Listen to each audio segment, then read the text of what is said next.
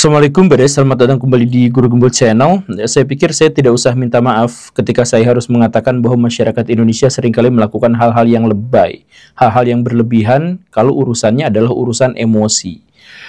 Contoh kasusnya adalah yang kemarin, yang masih baru-baru ini, ketika ada Gus Miftah ketahuan melakukan penghardikan kepada seorang penjual es teh yang namanya kemudian diketahui Pak Sun Haji. Netizen pada waktu itu langsung melakukan tindakan-tindakan yang ekstrim dan ada di dua kutub yang benar-benar berlawanan. Di satu sisi antagonisnya Pak Miftah itu dihujatnya habis-habisan, dimakinya habis-habisan, disindirnya habis-habisan, dan bahkan dikontenin untuk menjelek-jelekan beliau. Kemudian jejak digitalnya dicari-cari, yang ceramahnya bagus-bagus di-skip, yang ceramahnya jelek-jelek kemudian diterima gitu ya, kemudian di-re-upload ulang dan lain sebagainya. Di-cancel lah pada intinya. Dan di sisi lain Pak Sun Hajinya sebagai tokoh yang protagonis itu mendapatkan perlakuan yang luar biasa, dikasih uang ratusan juta, ada cerita soal umroh, banyak sekali. Jadi Pak Sun Haji sampai sekarang itu mendapatkan uang yang sangat-sangat besar, mungkin tembus 1 miliar saya pikir ya.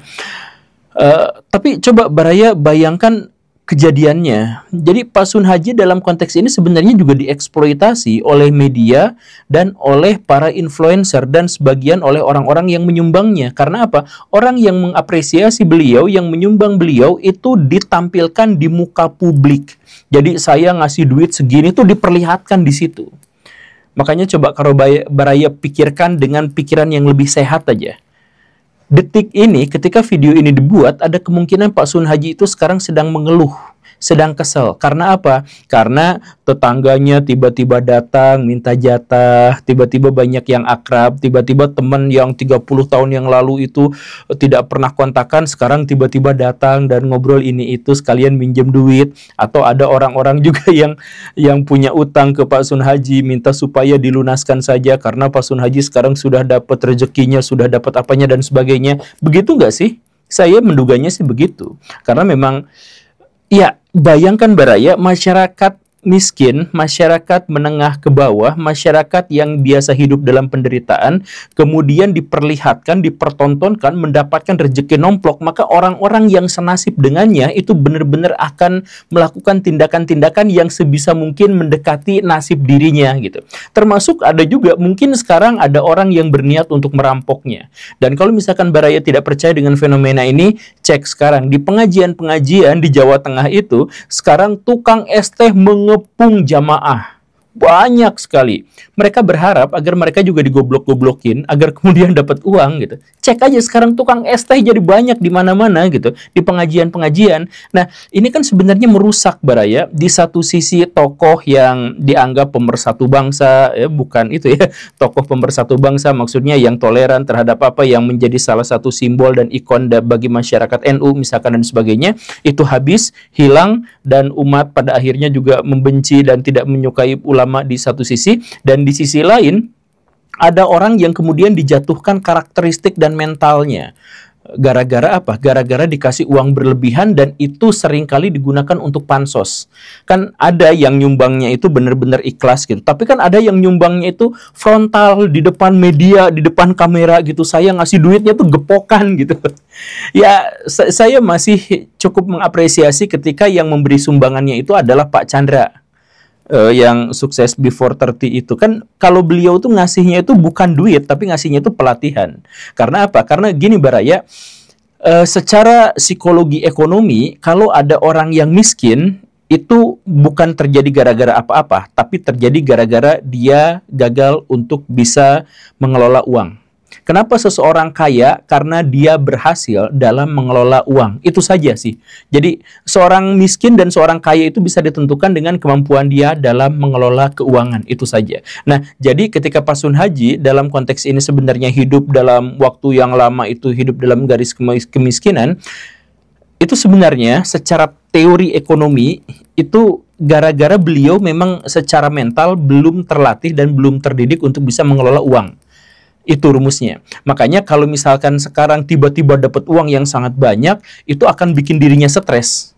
karena beliau akan kebingungan untuk apa uang itu akan digunakan, karena dia nggak sama sekali nggak ngerti soal itu. Maka akan dimanfaatkan, akan dieksploitasi seperti yang tadi itu, banyak tetangga yang apa, mungkin juga ada yang ngerampok dan sebagainya, bla bla bla bla, dan uang itu pasti akan menguap dalam hitungan tahun.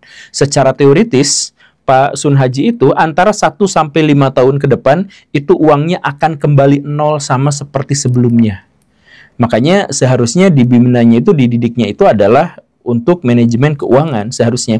Tapi apapun itu, kita balik lagi ke topik. Kenapa masyarakat Indonesia begitu keterlaluan ketika ada satu kasus yang satu dinaikkan setinggi-tingginya, yang satu lagi dijatuhkan sebawah-bawahnya gitu. Ini salah satu hal yang sangat unik di Indonesia, di mana orang Indonesia kalau mencintai, kalau mengapresiasi itu tingginya luar biasa, tapi pas bagian dia ngejatuhin, ngejelekin, itu jeleknya luar biasa bawah. Itu adalah salah satu karakteristik masyarakat Indonesia yang tidak dikenal oleh dunia. Bahkan yang lebih tidak dikenalnya lagi itu apa?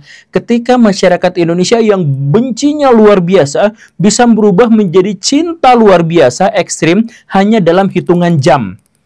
Bisa hitungan hari. Kan gitu ya. Jadi yang sangat benci tiba-tiba switch cepet banget menjadi tiba-tiba suka, yang sangat-sangat suka tiba-tiba switch menjadi sangat-sangat benci. Itu banyak kejadian. Baraya tentu saja mengingat misalkan kasus tahun 2019, di situ ada kasus yang namanya Audrey. Audrey itu dianggap sebagai ABG yang telah mendapatkan pelecehan seksual dan kekerasan seksual dari senior-seniornya. Itu netizen langsung bergerak kompak untuk mendukung dia. Ada artis-artis datang ke dia, ngasih uang apa segala rupa gitu ya, sama ditampilkan di publik gitu ya. Ini saya ngasih uang segini-gini gitu ya. Jadi ya gitulah ya. Itu dieksploitasi kan sebenarnya Audrey-nya dalam konteks itu gitu, dikontenin gitu. Jadi nggak peduli orang nanti si Audrey-nya bakal dirampok sama orang lain gara-gara megang duit ketahuan gitu, nggak peduli, pokoknya mah ya buat konten aja gitu, dieksploitasi. Nah tapi tak berapa lama Audrey kemudian dihujat dan dimaki habis-habisan oleh netizen juga. Jadi sangat cinta, sangat apresiasi, tapi itu menjadi sangat benci, itu biasa di Indonesia. Kemudian kasus misalkan Pak Ade Londok, Baraya ingat ya, tahun 2020. Pak Ade Londok itu adalah orang yang jualan odading, cakwe gitu ya, dengan nada yang sangat kasar. Itu dinaikin, diapresiasi sama netizen. Langsung sejak saat itu dia diundang di mana-mana, diajakin untuk ngelawak bareng-bareng dan lain sebagainya. Termasuk juga beliau diangkat jadi duta kuliner oleh Kang Emil, Kang Ridwan Kamil yang kemarin kalah itu. Ya kan begitu, kondisi situasinya itu begitu. Dan tak lama setelah itu, ketika beliau itu kedapatan ngelucu dengan cara yang tidak lucu dan cenderung menyakitkan, itu dibulinya habis-habisan sampai beliau stres dan janji tidak akan lagi masuk ke dunia entertain. Karena apa? Tekanan yang luar biasa dari netizen. Gitu kan? Kemudian banyak kasus-kasus yang semacam itu. Kemudian yang kemarin kasus Agus yang disiram air keras itu. Awalnya diapresiasi, dicintai, mendapatkan empati yang luar biasa, dikasih duit sebegitu banyaknya, dan kemudian langsung dalam hitungan jam, dalam hitungan hari langsung berbalik. Jadi dibenci, dihujat, dimaki-maki habis-habisan. Nah, bagaimana ceritanya? Satu keunikan yang pertama ya, bagaimana ceritanya ada sebuah bangsa yang ketika mencintai, dia mencintainya ekstrim, dan ketika membenci, dia membencinya ekstrim. Itu masalah yang pertama. Masalah yang keduanya, yang tidak pernah ditemukan di bangsa manapun di seluruh dunia. Kecintaan dan kebencian itu bisa berubah 180 derajat hanya dalam hitungan jam atau hitungan hari.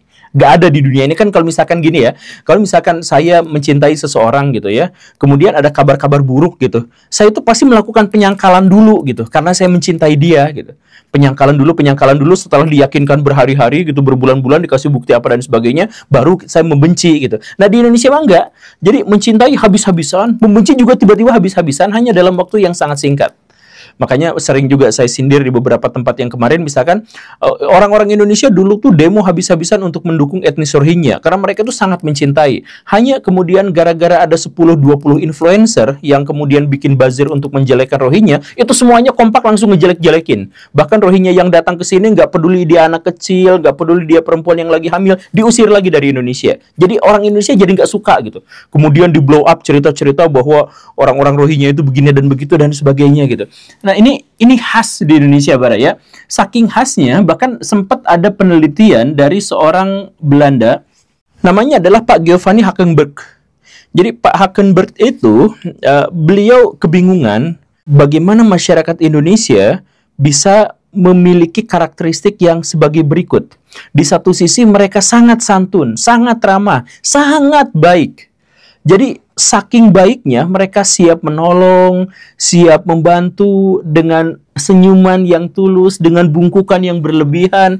Kan orang Indonesia itu kalau ketemu sama turis sampai pegel leher gitu kan, gini, halo, halo, halo gitu kan. Sampai gitu, ya orang-orang Indonesia itu sangat cinta gitu, sangat respect, sangat empati kepada pihak yang lain, sangat baik lah intinya mah. Tetapi ketika ada sebuah kesempatan dan dia misalkan ada dalam kondisi benci misalkan, itu kejamnya tuh luar biasa. Dia menceritakan kasus di revolusi di waktu zaman revolusi Indonesia tahun 1945 sampai 1949. Tidak diceritakan dalam buku-buku nasional di Indonesia, tapi dia menceritakan bahwa orang Indonesia itu kalau udah kejamnya luar biasa, itu benar-benar kejam. Jadi misalkan bisa mengeksekusi tentara Belanda dengan dimutilasi hidup-hidup, dan biasanya anunya dulu. Sudah dimutilasi itu kadang-kadang dimutilasinya bahkan di depan keluarganya sendiri, atau pembunuhan atau eksekusi itu di depan keluarganya sendiri, dan keluarganya juga dieksekusi juga di situ, termasuk anak-anak kecil. Ya sekali lagi, cerita-cerita semacam ini tidak akan Baraya dengar atau Baraya baca dari buku-buku sejarah di Indonesia, tapi dalam versi Belanda itu banyak cerita-cerita, banyak kasus-kasus seperti itu. Diantaranya adalah yang ditulis oleh Pak Hakenberg. Jadi beliau itu bingung, masyarakat Indonesia itu tulus, masyarakat Indonesia itu baik, murah senyum, suka menolong. Tapi ketika dendam, itu kekejamannya itu bisa sangat luar biasa. Dan dari cinta atau dari biasa ke tiba-tiba melakukan balas dendam, itu cepat banget perpindahannya. Ini beliau tidak mengerti, makanya saya tidak menemukan ada bangsa lain yang memiliki karakteristik seperti ini. Atau setidak-tidaknya sejauh yang saya ketahui sekarang, saya tidak menemukan ada bangsa yang seperti itu. Silakan Baraya koreksi pernyataan saya jika salah. Silakan Baraya tulis di kolom komentar, sebenarnya karakteristik masyarakat Indonesia yang seperti ini tuh ada nggak di luar negeri gitu. Dia jadi benci sangat benci, cinta sangat cinta, kemudian eksplosif gitu ya, sampai ngasih uang ratusan juta, sampai apa rela gitu ya. Tapi dalam hitungan jam kalau misalkan ada angin berhembus atau buzzer berhembus gitu apa segala rupa, langsung bisa sangat membenci pada satu hal, padahal yang dia awalnya cintai itu. Dan ini juga sebenarnya berlaku untuk banyak tokoh di Indonesia, bukan hanya influencer, bukan hanya selebriti gitu ya, yang awalnya dicintai dan kemudian ketika ada satu hal tiba-tiba langsung dibenci luar biasa gitu kan. Bukan hanya itu, tapi di kalangan presiden misalkan.